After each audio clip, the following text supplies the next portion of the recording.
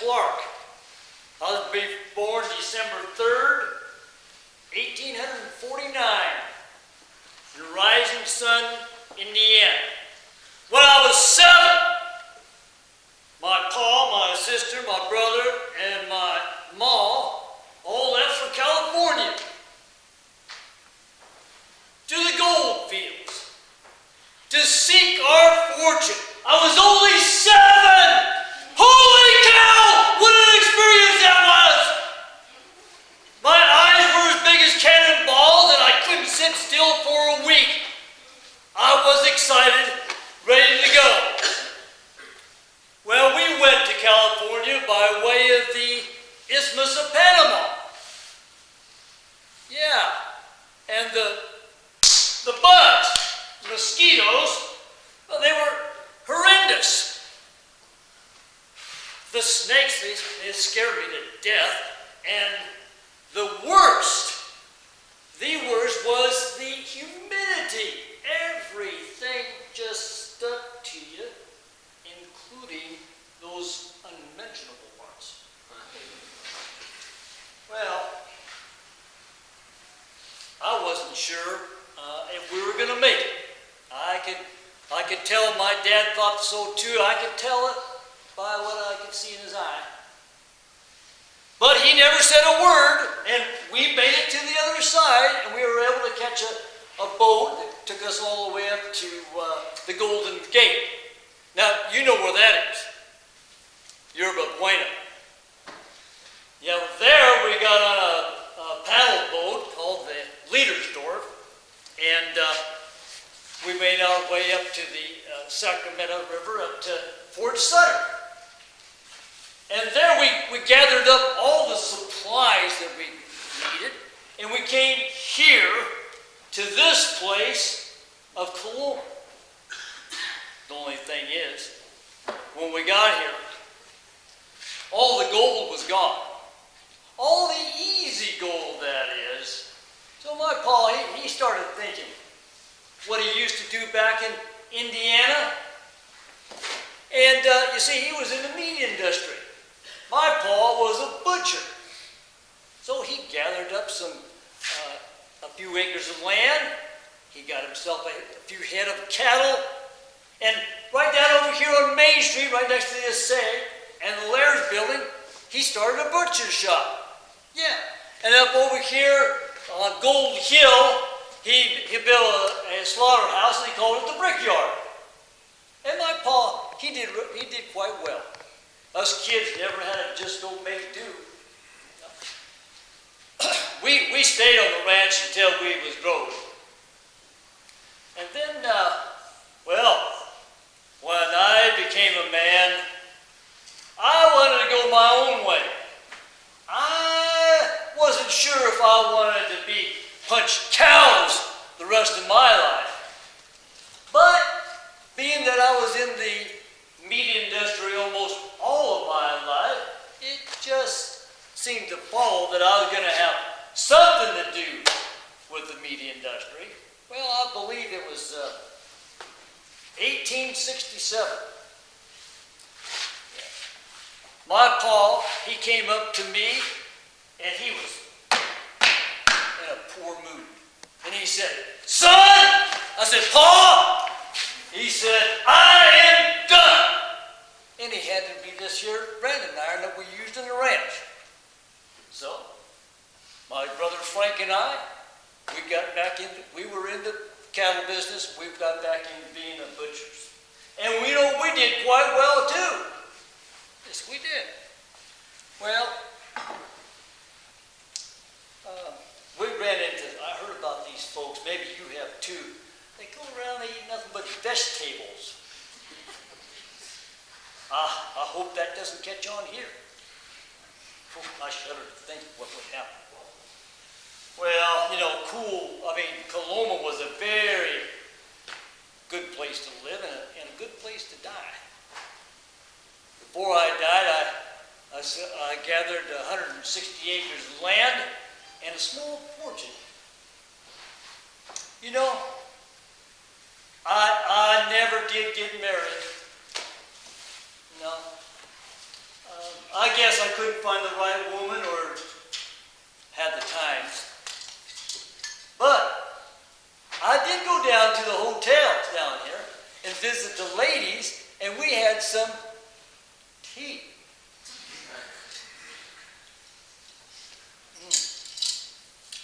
Mighty good in a day like this. Yeah.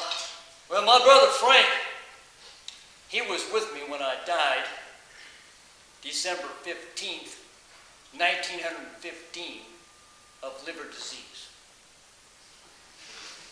Well, Coloma's a good place to live and a good place to die. My name's Robert Valentine Clark. But you can all call me Bob.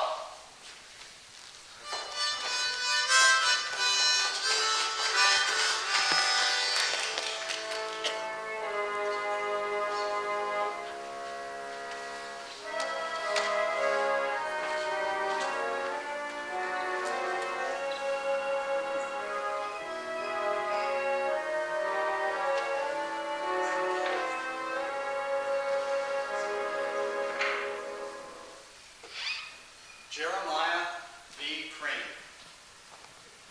I was executed on October 26, 1855. That was over 150 years ago, but to me, it seems like yesterday. From up on those gallows over in the Pioneer Cemetery, well, I could see parasols and picnic baskets, families laughing and playing together. Oh yeah, they practically made it into a party. I got in trouble because of a woman, and a young one at that. To this day, I don't know how it come to be that I killed her. But I did. I did. Came to California from Kentucky back in '49 to find gold. See, things weren't going so well for me back in Kentucky, and like everybody else, I had gold fever. And like most everybody else, I didn't have much luck to find the gold. So, after a spell, I commenced telling people that I was a professional type person, a doctor, or a teacher. And then I rented a room from a fella out in Ringgold. It's about 20 miles south of here, you know. And I convinced him that I was a school teacher. And because of that, he let me teach his 2 young daughters how to write. And that's how I met Miss Susan. She was a right pretty thing. And I started teaching her handwriting, which meant I had to get real close to her, and I had to guide her hand so she could form her letters properly. Well, before long I was holding her hand more than guiding it, and one day I just couldn't let go. One thing led to another, and before you knew it, he was a romance. Now, don't look at me like that. I know what you're thinking, but she was of a marriageable age. Problem was, I was already married. You see, when I left Kentucky, I left the wife and children back there. And, well, with Miss Susan being so young and all, it just made matters worse. And then one day she told me it weren't right for us to be carrying on like that no more. And I told her I knew it, but I just couldn't help myself. Well, she said we had to end it right there and then. She slammed the door in my face and said, "Don't you come around no more." I tried, but I just thought about her day and night. I was in love with her, and I knew that she was in love with me too. And I knew in my heart if I could just see her one more time and hold her and explain my love for her, well, everything would be all right. So on August 10th, 1855, I went back out to that property in Ringgold to see my Miss Susan. Well, when I got out there, her pa, he wouldn't let her come out. So I started banging on that door. And I said, "If you don't come out, I'm going to bust this darn door down." So she finally come on out. And I tried to talk to her, but she wouldn't have none of it. Why, she started yelling at me and saying the most terriblest things. So I grabbed her and I held her and I told her I loved her. But then she laughed at me. She sneered at me. And, well, you see, I had my gun with me. And I knew I shouldn't have brought it, but there it was in my hand. And she saw it, and she hit it, knocked it away, and it went off. Bam! Well, she started running back to the house, and I called to her. I said, Susan, come back, come back. But she just kept it running. And then that gun, well, it just raised right up in my hand. And I said, Jeremiah, if you can't have her, nobody can. And I fired 3 shots.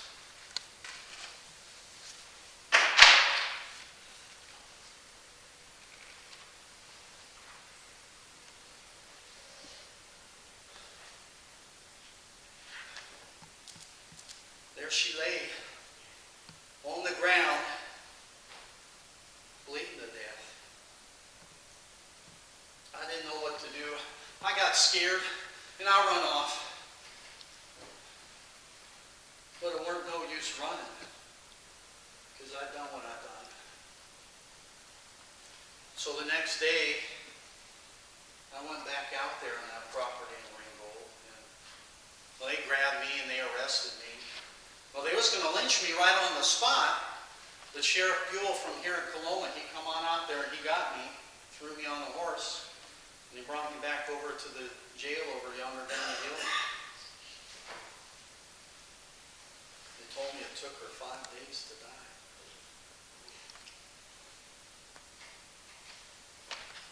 Well, 2 months later, there I was standing up on that new scaffold they built for me and Mickey Free over in the Pioneer Cemetery. They say 10,000 people come that day to see us get home. 10,000.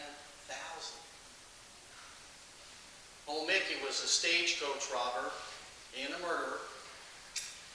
His time come first, and well, when he went up there, he tied the knot for his own noose, and then he danced a little jig right there on that trap door before they dropped him down. Weren't much of a jig though, because I think Mickey's nerve gave out. Me, when my time came, I read a poem that I wrote the night before, sitting in that jail. And if you good folk would allow, I'd like to read it to you.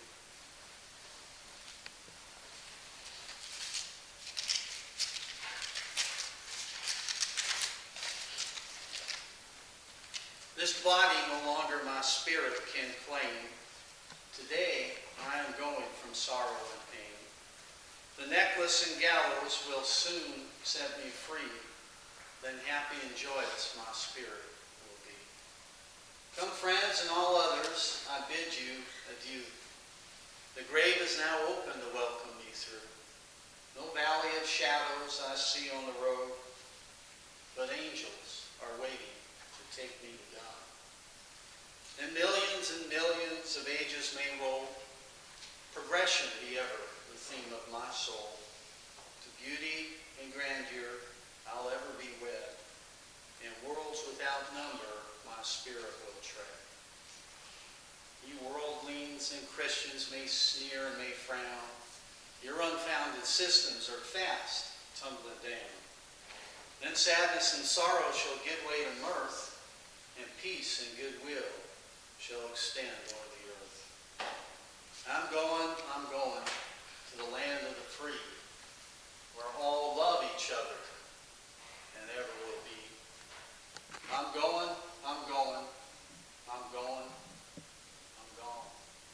Oh, friends and relations, 'tis done. It is done. Before they hung me, I asked if I could be buried next to my Miss Susan out on that property in Ringgold, but I guess they thought it wasn't fitting, so they buried me in a small unmarked grave just outside of that Pioneer Cemetery, just a few yards from where I was home. Jeremiah B. Kramer.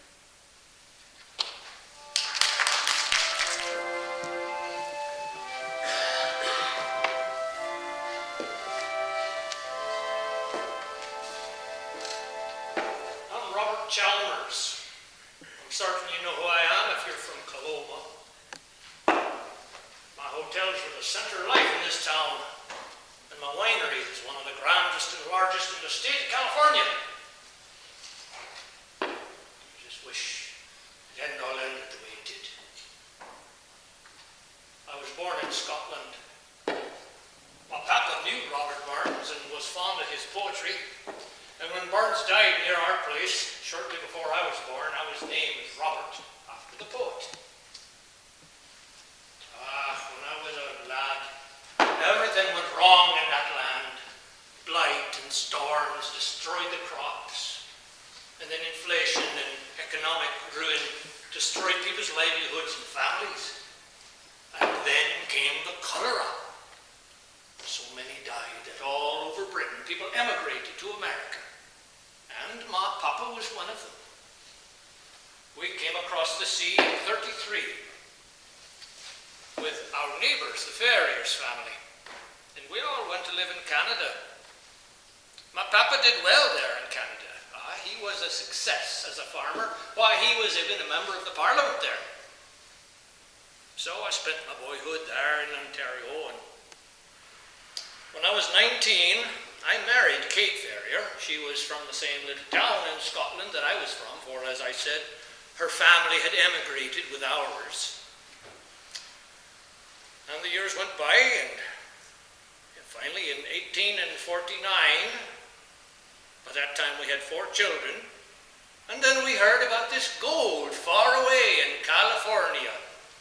Now, my papa didn't want to go, but I certainly did go. I got a home for my wife and family near where my parents lived so they could all watch out for each other whilst I was away. I came across on a wagon train with John Ferrier, my wife's brother. We got here in September of 1850, and everywhere you looked, men were at work, digging everywhere. Dry dirt, wet dirt, 2 feet down, 12 feet down, some making $400 or $500 a week, while others were working for weeks on end without making enough to buy food. Well, John, he went straight into the mines to have his luck. But I instead went to work in a store in Georgetown, and in 2 years, I had saved $2,400. And John and I, well, we both then went back to Ontario. Oh, no, not to stay. We knew now California was the golden paradise, such a fertile and smiling land, so full of promise. So we gathered together our possessions, and the following year we came back to California, I with my wife and children, and John with his 2 sisters, Jessamina and Annie.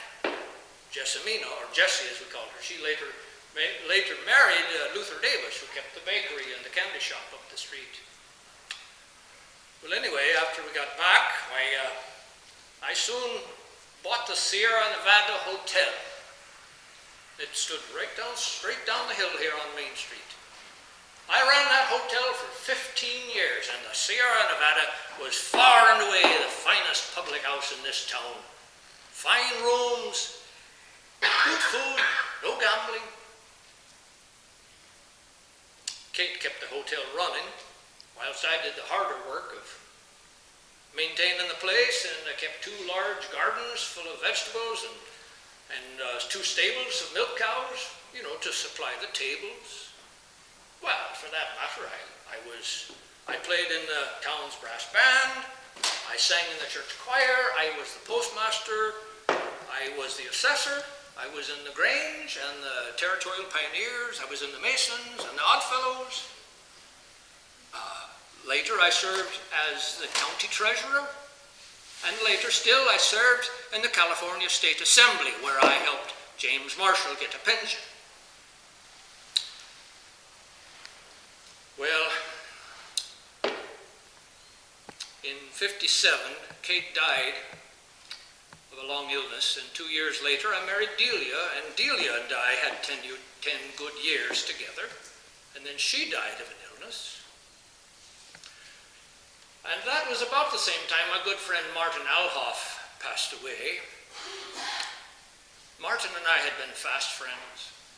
Why, he had actually traveled with John and me all the way back to Ontario when we went for our families in '52.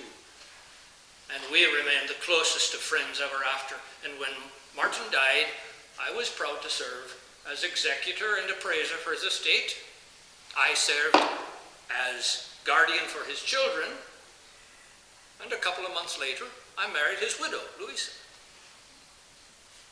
Now, Martin had been a winemaker, you see, and he had been giving me a few grape slips over the years, and I had used those to start my own wineries, or I should say my own vineyards. Now, when he died, I purchased the winemaking equipment from his estate. I joined my vineyards to his, and I began producing wine in earnest, and I built that winery into the largest and grandest in this part of the state of California. I had 100,000 vines. We made 40,000 gallons of wine a year and 12,000 more in brandy. I had a dozen of the finest draft horses, a dozen full-time employees, an enormous work shed, 3 grand vaulted cellars of quarried granite. I took my wine down to the Shingle Springs, and I sent my shipments by rail from there to all over California, to Oregon, to Utah, Nevada, to the East Coast, some even to Europe.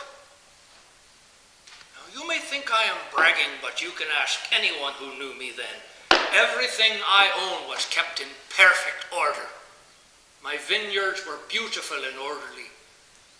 My vaults magnificent, and my wines superb. I could show you a long list of first prizes that I was awarded over those years for the high quality of my wines by the California State Fair. But I wasn't finished or satisfied yet. And in 1878, when I was nearing my 60th year, I built the largest and grandest hotel that's ever been seen in this part of the mines. I called it the Vineyard House. It was 3 stories tall with a grand ballroom, an enormous kitchen, a luxurious dining room. And once again, my hotel became the center of life in this town. Well, for this county, this whole region, people came from far and wide to attend the dances there. And after the dances, Louisa and I would serve elaborate suppers. Someone once said that Louisa and I made a formidable team, myself having the hustle and Louisa the class. But my world caved in. A year later, I heard voices. I could not control myself. I lost my sight. I lost my reason. I could not remember who my friends were or what I was to do. I spent 3 wretched weeks in an insane asylum in Stockton. Then they moved me to a padded cell at my brother's store down there, but they still had to bring me back to Coloma because they said I made so much noise and shouting through the day and the night and keeping the customers away. So they built 2 rooms at the Vineyard House, and they hired Martin Nelson to live in the one room and watch me while I lived in the other. Many times I could not remember anything or anybody. I wanted to end my life, but there was nothing in that room to use. And do you suppose Louisa was a compassionate wife? Ah, she was not. Many times she would come to my door to torment me, to provoke me, to ridicule me. She'd say, "No, Robert, you can't go see that woman or this woman." And I would just get crazy when she was there. I would yell, "I wish I could get my hands on you and tear you to pieces." But that didn't stop her. She just kept taunting me from her place